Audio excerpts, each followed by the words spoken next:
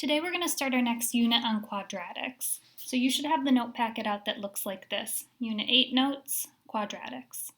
And quadratic functions are just functions that look like this. They're in a parabola shape. They're either a smiley face if the x squared term is positive, or they can be a frowny face if the x squared term is negative. And on this cover page, you'll see a lot of the important vocab words that we're going to talk about today. You see vertex, y-intercept, which is one we already know, x-intercepts, which is another one we already know, and line of symmetry. Now, some of you were here for this first lesson on quadratics, and some of you weren't, so I'm just going to roll through this first lesson for those of you that weren't, so you can get caught up. If you were here, feel free to skip ahead. But we're going to go ahead and start on page 2, where it says, graph the quadratic f of x equals x squared minus 2x minus 8. So remember, f of x is just the same as y. So if it said y equals x squared minus 2x minus 8, hopefully you'd automatically know what to do. We would go to our calculators, we would go to the y equals screen, and we would type this in. So we're going to type in x squared minus 2x minus 8. And if you want to take a look at what it's going to look like, you can press the graph. So we have a smiley face parabola for this one. But to get our specific points, we're going to press second graph to look at our table. Now, depending on where yours pops up, you may or may not see what I see here. Do you see -8 repeating? You want to start to look for repetition like that because there's a certain section of this graph that you want to plot in order to form that smiley face that we want. So because I see some repetition up here, I'm going to continue upward. It looks like I need to move up. Now the -5 is also repeating. If I move up one more time, now the 0 is also repeating. So this is the section of the graph that we're going to want to plot, where the top and the bottom of the y column match. So off to the side, let's copy this section of the table down.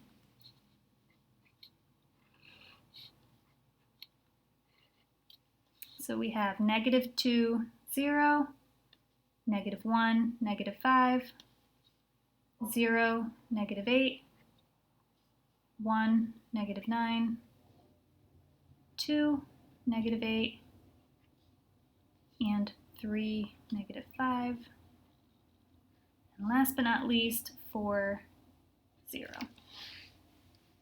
So these are the points we want to plot because these are the points that will form that nice U shape that we're looking for.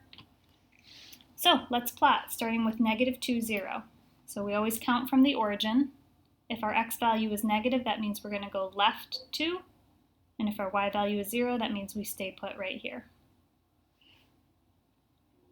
For -1, -5, we're going to go left 1 and down 5.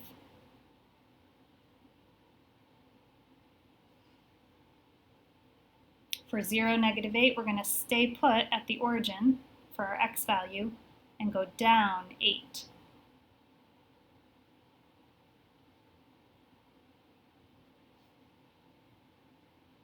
Now we have +1, -9, so we're going to go to the right 1 and down 9.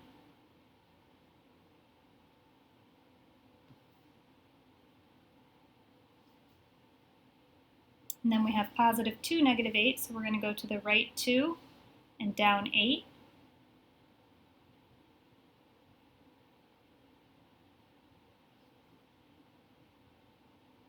And then we have +3, -5, so we're going to go to the right 3 and down 5.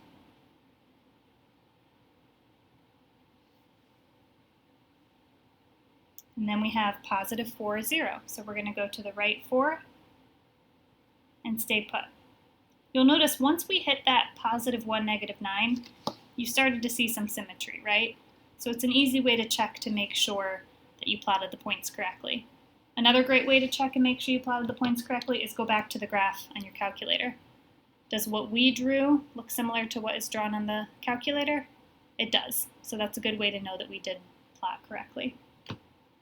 So now when you connect these points, obviously we're not going to try to make a straight line because this is a curve. So try to make the bottom kind of a U shape. And then connect through that last point, beyond that last point, and put an arrow on the end. Let's do the same thing for the other side.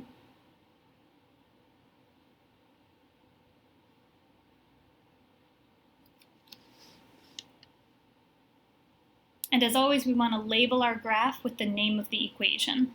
So we're going to write this equation right here. F of x equals x squared minus 2x minus 8.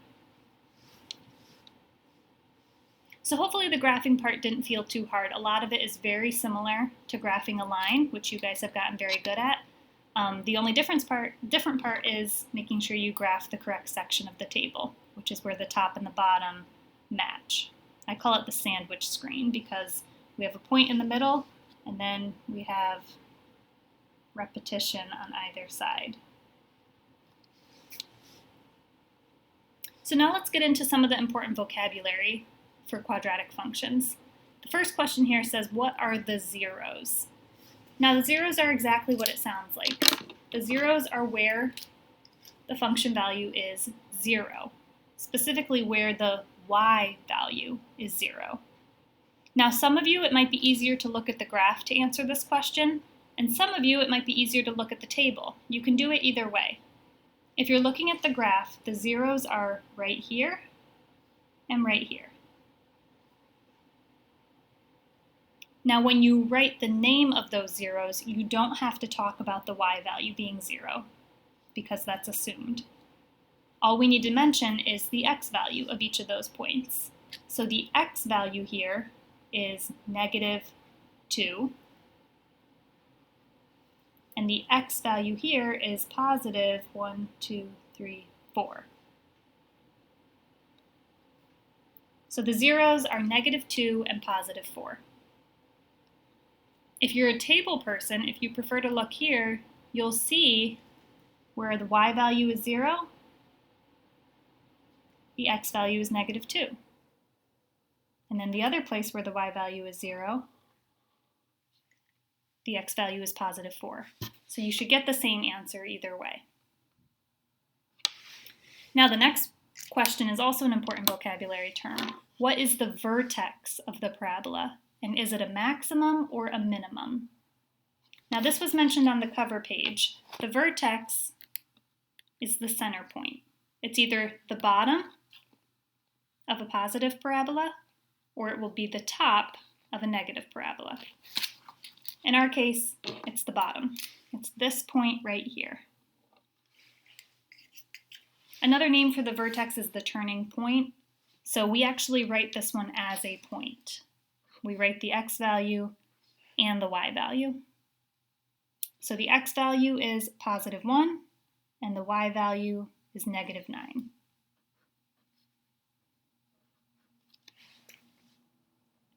So again, maybe it was easier for you to look at the graph to name the vertex, or maybe it's easier for you to look at the table. To find the vertex in the table, it's just the middle point. It's the standalone point that doesn't have any repetition. So it's the point positive 1, -9. Either way you look at it. Now, is that point a maximum or a minimum? Is it the top of the parabola or the bottom? In this case, for this parabola, it's the bottom. So this is a minimum.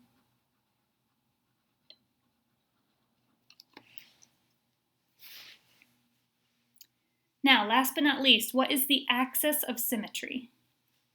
If you flip to the front again, the axis of symmetry is just the line down the middle, the line through the vertex, where if I folded it on that line, the two sides would match up with each other.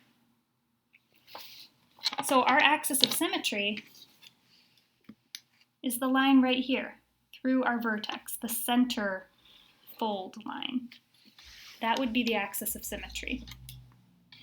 It's usually easy to identify visually. The tricky part is writing it correctly, because this is a line, which means it's an equation. So we need to write it as an equation. Because it's a vertical line, that means it's an x equals equation. And a good way to remember that is, what letter do you see in the word axis? You see the letter X, right? So you should always, always, always start to answer that question by writing x equals, because the axis of symmetry is always a vertical line. But it's x equals what number? What is the x value of this line?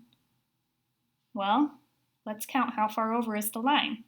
It's 1 unit over, which means the x value is 1. You can also just look at your vertex and steal the x value from the vertex. Works every time. Let's flip the page and do one more graph together.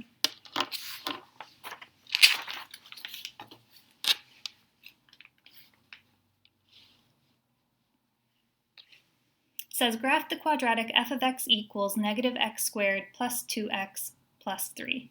Remember, f of x is just the same thing as y. So we're going to go ahead and type this function into our y equals screen on our calculators. So clear out the old one and let's type in the new one. We have negative x squared plus 2x plus 3. Now I can tell you right now this one's going to be a frowny face because the x squared term is negative. So when you press graph, you'll see that this one's upside down. But let's go to our table, second graph, to get our specific points we want to plot. And look, we got lucky this time. It popped up right to the right section of the table that we want to plot.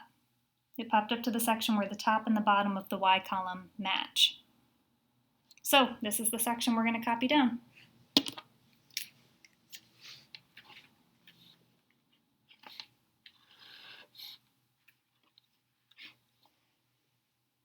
So we have negative 2, negative 5, negative 1, 0, 0, 3, 1, 4, 2, 3, 3, 0, and 4, negative 5.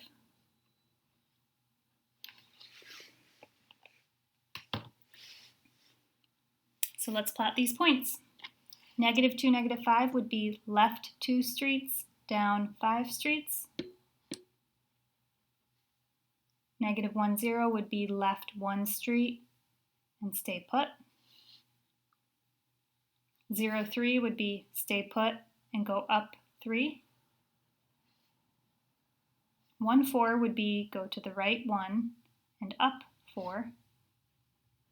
And now you'll start to see that we're going to come back down the other side. So the next point is going to be right across from this point. Positive 2, positive 3 is right 2, up 3. See how it's right across? Next point, positive 3, 0 is to the right 3 and stay put. So it's right across from that point. And then 4, negative 5 would be to the right 4 and down 5. So that it's right across from that point. And you can double check, make sure it matches what our calculator said. It looks like it does. So let's go ahead and connect these dots. Remember to go through and beyond the last point on each side.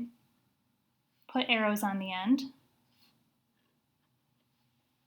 And finish it with a label. F of x equals negative x squared plus 2x plus 3.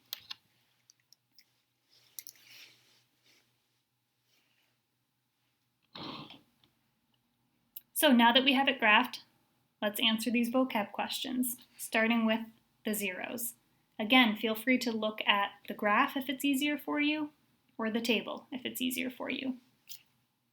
But the zeros are the points where our parabola hits 0, where it crosses the x-axis. They're also called x-intercepts, as you can see on the cover page, but you'll probably see zeros more often. So we just need to name those two x values. Well, this x value here is -1. And this x value here is +1, 2, 3. So the zeros are -1 and +3.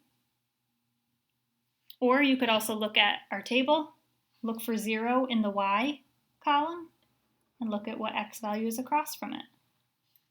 -1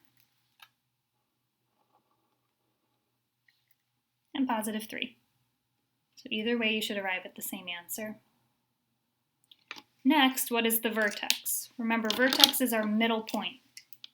So it's this point right here. And we write this one like a point, with parentheses on the outside and a comma in between. So the coordinates of this point are +1, +4. Or if it's easier for you to look at the table, work your way in until you find the middle point, which is +1, +4. Last but not least, the axis of symmetry is the line drawn through that point. It's the line where you would fold it in half, right there. Hopefully you remember from the previous page that we start the equation with x equals because it's a vertical line. And then you can just steal the x value from your vertex. The axis of symmetry is x equals 1. You can also start at the origin and count over to see what your x value is, which is 1. Okay, we're just going to roll through page 4 really quickly. Page 4 doesn't have any graphing, but it does focus on some of the patterns in the table that hopefully you've started to notice. So this question at the top says, a quadratic function g of x is shown partially in the table below. The turning point of the function has the coordinates 3, -8. So they're telling us that this point right here is the turning point. That's the middle.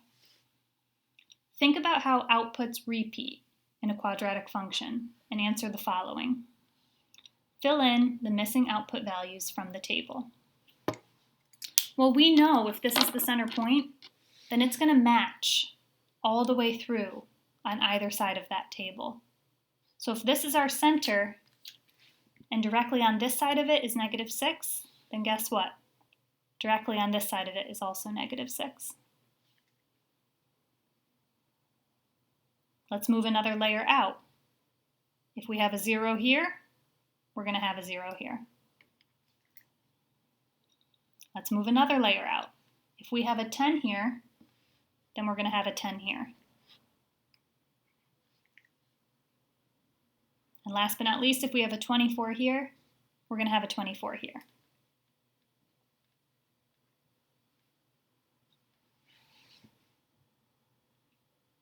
So part A is done.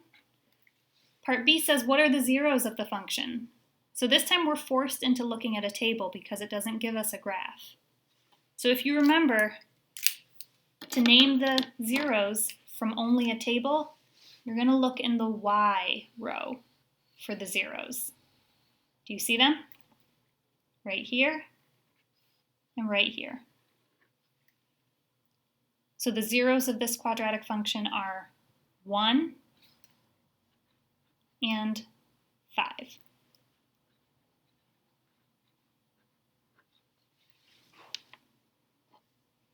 Let's move on to exercise 4.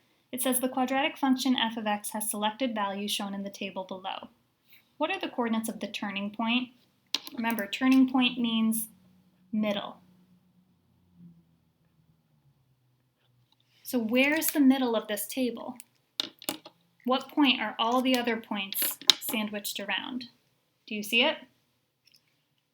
It's this one right here, because that's where the repetition starts on either side. 12 and 12, 9 and 9, 4 and 4. So the turning point is +2, +13. That is the central point that all the other points are sandwiched around. And we're actually going to skip part B on that one. And we're going to jump ahead to the very last question. A quadratic function is partially given in the table below. Which of the following are the coordinates of the turning point? So again, we're looking for the middle point, that central point that all the other points are sandwiched around. See if you can find it. You see it? It's this point right here. Because as you start to look on either side, we have 7 and 7, 10 and 10. So the repetition starts on either side of this central point, which makes 0, 6 the turning point. So hopefully that first lesson was easy enough. What I want you to do now is take a second to get your Unit 8 homework packet out. And I want you to work on homework 1, which has a graph on the front with a couple of vocab questions below it, and a graph on the back with a couple of vocab questions below it as well. See how you do.